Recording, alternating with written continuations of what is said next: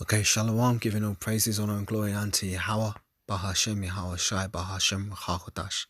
Double honors to the elders and apostles of great stand at rule well, and Shalom to the Archean that are pushing this word around the globe with faith and truth and sincerity. I'm the brother Caleb from the GMS London Forecasters Camp, coming back at you with another lesson to help edify the Lord's elect. As always, I'll begin by saying that we are the real Hebrew Israelites, the real Israelites, you so-called Negroes, Latinos, Hispanics, Native Americans, West Indians, and West Africans predominantly. However, you are going to find Israelites that do look like the other nations, because we as a people have been scattered amongst all nations throughout our various captivities.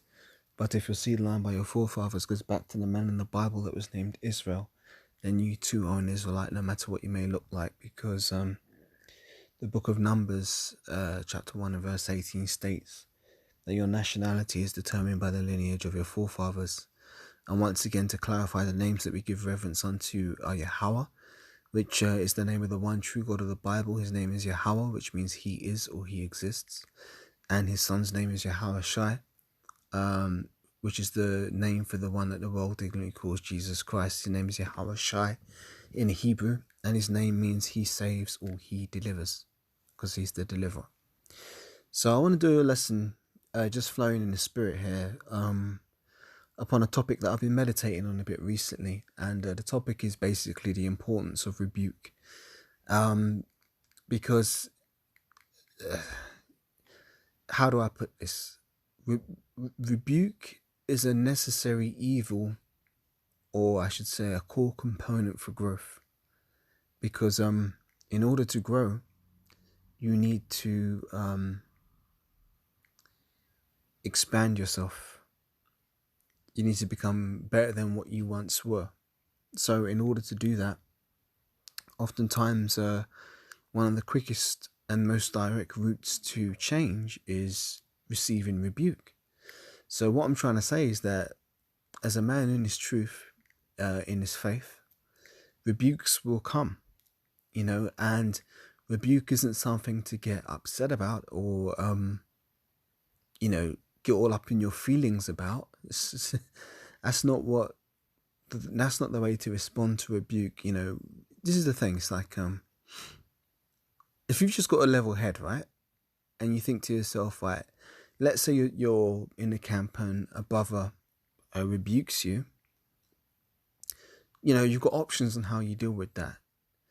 The first option could be, well, I'm going to get all up in my feelings and get emotional and rah, rah, rah, rah, rah, blah, blah, blah, blah, blah. I'm just going to be emotional. That's one road. The other road is to be like, hey, well, you know what?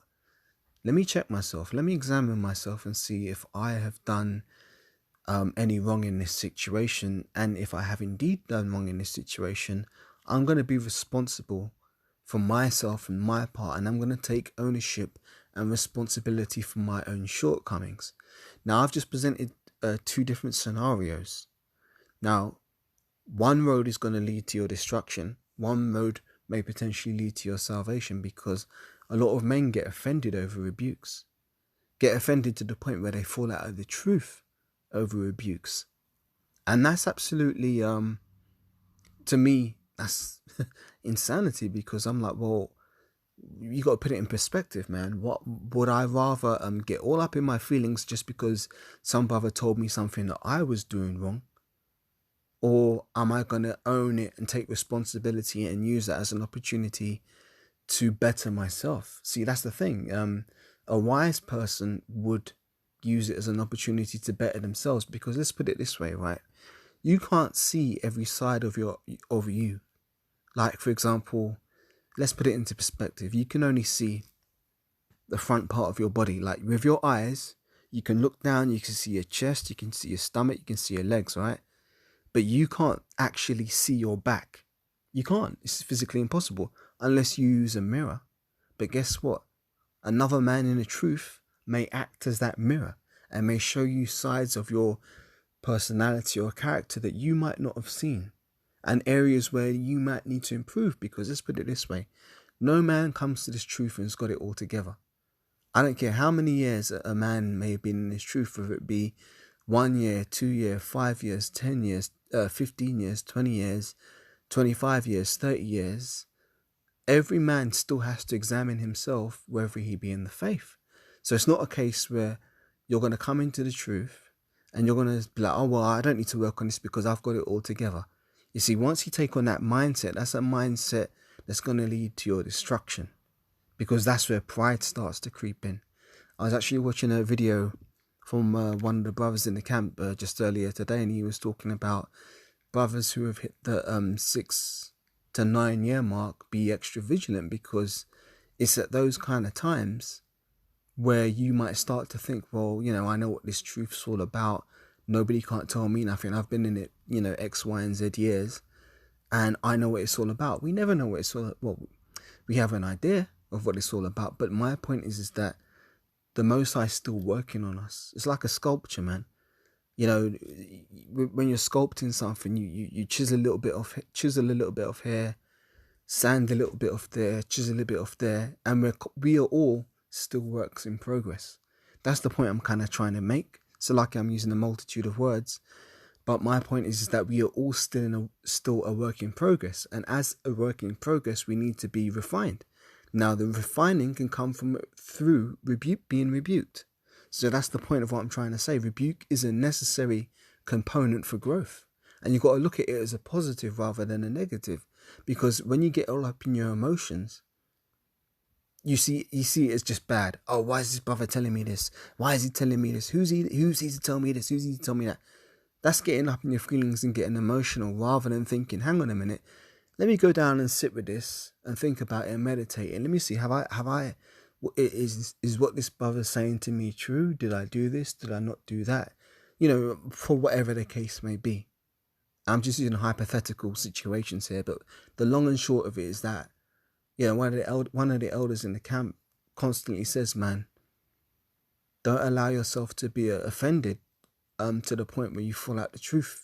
You can't get offended, we've got to show ourselves as men, just like as Job did, gird up thine loins and show thyself a man. And a man is supposed to be able to handle the rebuke, man, not fucking get all twisted up and broken up in the spirit like a pretzel over something that's really just something quite light. As in the world, there's a saying, making mountains out of molehills. So, Salaki, I've used a multitude of words to convey a point. Let me bring out some scriptures and see if I can make this edifying and concise. He that hateth rebuke is brutish. Let me get that.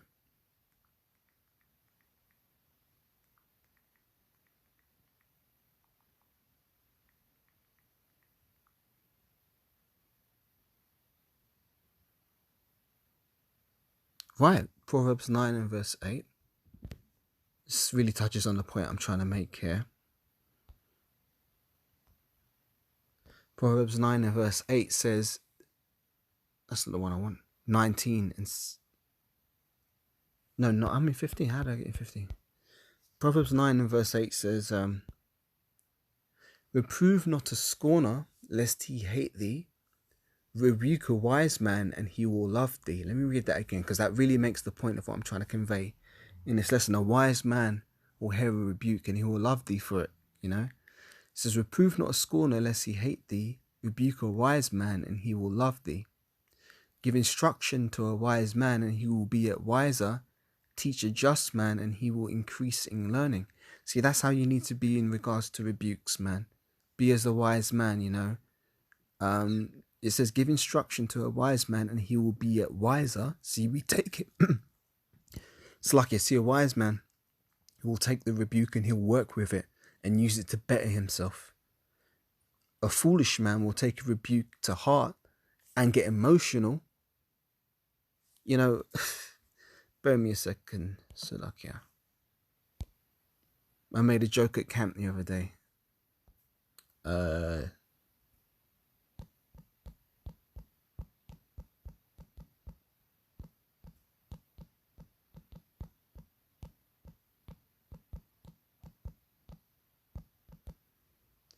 Made a joke at camp the other day. See this picture here.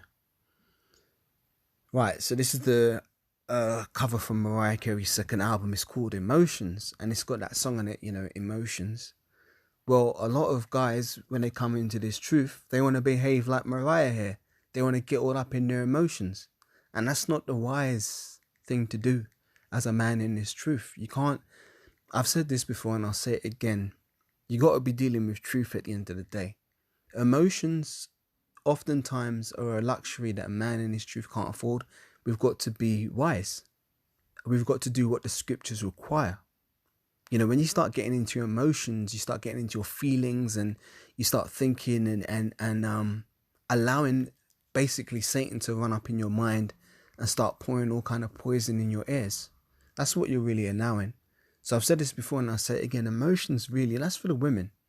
You know, they're by nature creatures that are all up in their emotions. We as men, we're supposed to deal with wisdom and sound judgment and discretion and integrity. But a lot of these characteristics women don't have. Those are the characteristics of men. So the scriptures say, show thyself men. Bear with me.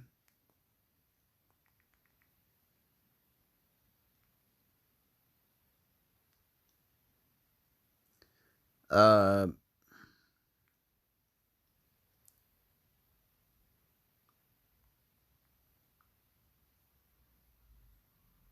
with me, I'm just looking for a precept here.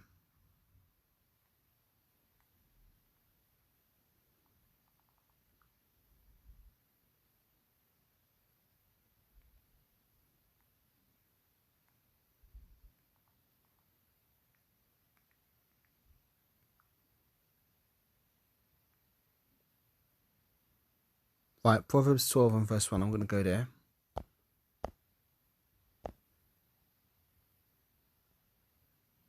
Proverbs 12 and 1 reads, whoso loveth instruction loveth knowledge, but he that hateth reproof is brutish. So what does the word brutish mean? I'm going to get that in a blue letter. Bear with me.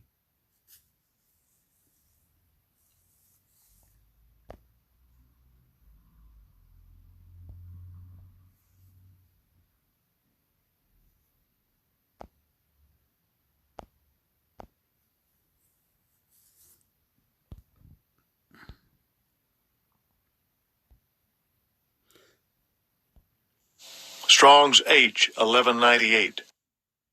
Ba'er. Ba'er. There you go. The meaning of that is brutish, stupidity, brutish person. Brutish or foolish. So he that loveth instruction loveth knowledge, but he that hateth reproof is brutish. So you're absolutely stupid if you despise reproof. Oh, Proverbs 15 verse 10 is a beautiful one.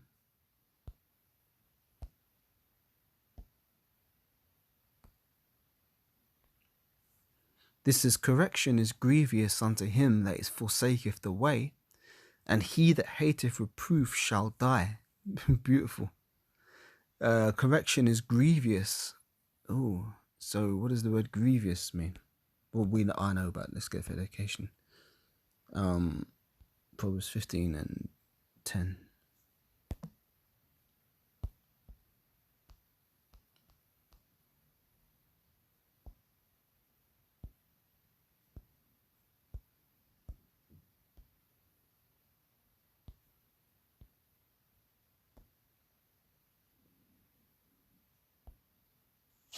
Strong's H 7451. Ra. Ra. And second entry, Ra. Ra. And third entry, Ra'ah. Ra'ah.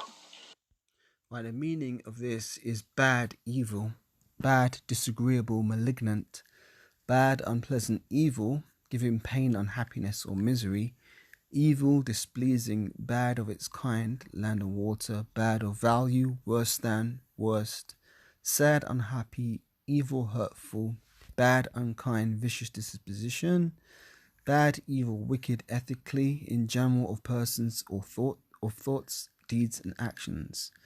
Evil, distress, misery, injury, calamity is grievous, right? Evil, distress, adversity, evil, injury, wrong. Well, so many definitions. Evil, ethical. Evil, misery, distress, injury. Evil, misery, distress. Evil, injury, wrong, or evil, ethical. So altogether, it means bad. So it says correction Bear me. Just lost it. Proverbs 15:10. Correction is grievous unto him that forsaketh the way, and he that hateth reproof shall die. So basically, when you hate reproof, you're essentially forsaking the way. Now, the way is the narrow path, spoken of in 2nd Ezra, the 7th chapter. Let me get that.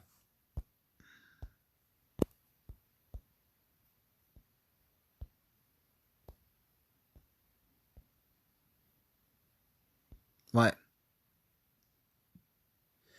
Verse 3. And I said, speak on my power. Then he said unto me, the sea is set in a wide place that it might be deep and great.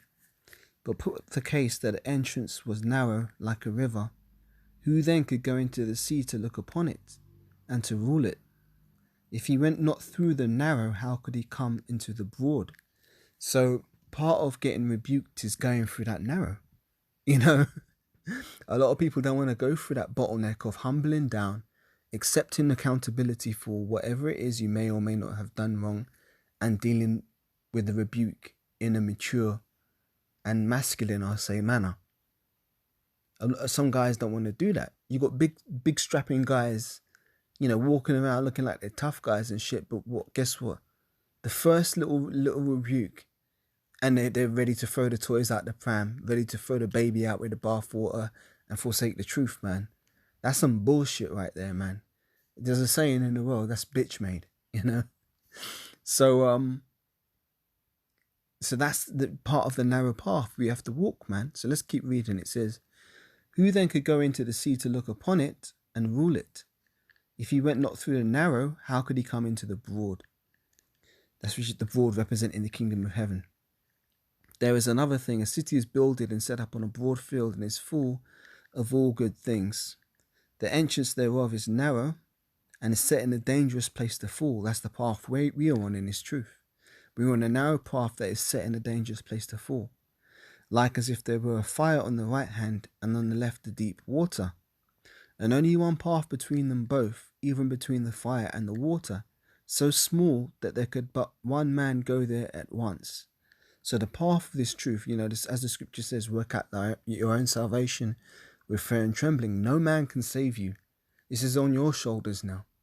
Now, this is the test. How do you deal with adversity? Oh, let's get that. But let me just, before I do, if this city were now given into for a man an inheritance, if he never shall pass the danger set before it, how shall he receive this inheritance? And I said, it is so, Lord.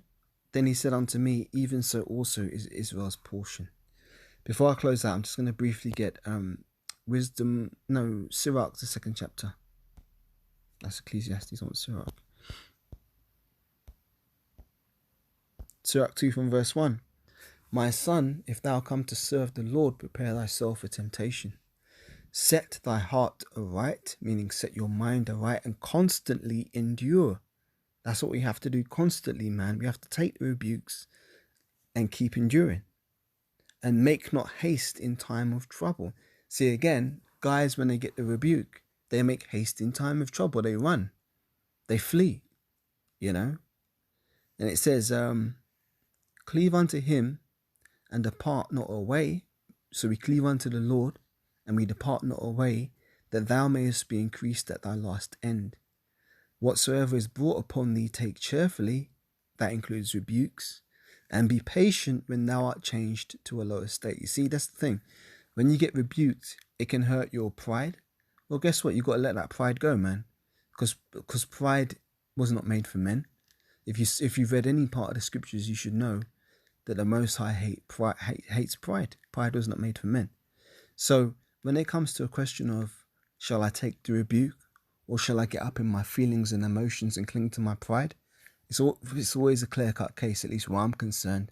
The pride's got to go. You got to humble down and take that lower state. It's just what you got to do, man. That's the way this truth works. That's the way the Most High set it up. And it says, whatsoever is brought upon thee, take cheerfully, and be patient when thou art changed to a lower state. For gold is tried in the fire, and acceptable men in the furnace of adversity. Believe in him, and he will help thee. Order thy way aright, and trust in him. Ye that fear the Lord, wait for his mercy, and go not aside lest ye fall. Ye that fear the Lord, believe in him, and your reward shall not fail. Ye that fear the Lord, hope for good, and for everlasting joy and mercy. And this is the last one. Last two. No, I'm going to read on, man. There's more. It says, look at the generations of old and see, did any ever trust in the Lord and was confounded? Or did any abide in his fear and was forsaken? Or whom did he ever despise that called upon his name? For the Lord is full of compassion and mercy, long-suffering and very pitiful, and forgiveth sins, and saveth in time of affliction. But woe be unto fearful hearts and faint hands, and the sinner that goeth two ways. Woe unto him that is faint-hearted, for he believeth not, therefore shall he not be defended. Woe unto you that have lost patience, and what shall ye do when the Lord shall visit you? They that fear the Lord will not dissipate his word, and they that love him will keep his ways. There you go. So I can pretty much end that there. I've made the point. Hopefully it's all tied together. In the beginning of the lesson I was talking a bit, but I hope it makes sense in the context of me bringing out these precepts. Hopefully that gives it the right ingredient it needs to make sense. So Lord willing, this is edifying.